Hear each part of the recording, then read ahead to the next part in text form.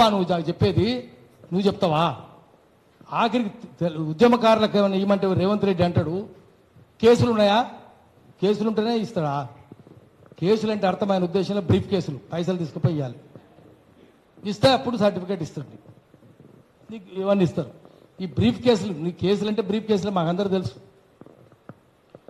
ఎటువంటి వాడిని ఒక్కసారైనా బిల్లలతో పేరు చెప్పినావాను? గద్దర్ 6 తూటాలు కాల్చి చెప్పినావాను? పేరు తెలుసా నీకు గద్దర్ సంగతి? భువనగిరిలో 18 మందిని చంపించింది కదా చంద్రబాబు నాయుడే కదా. ఎన్ని పరిశ్రమలు మూసేసినావు? ఎందుకు వచ్చింది తెలంగాణ ఉద్యమం?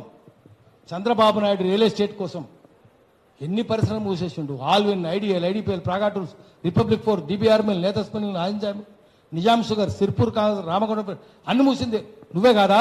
169 కోట్లకు నిజాం షుగర్స్ను కోకరాజు గంగరాజు కమ్మలేదా నువ్వు? 32,000 సొంత 32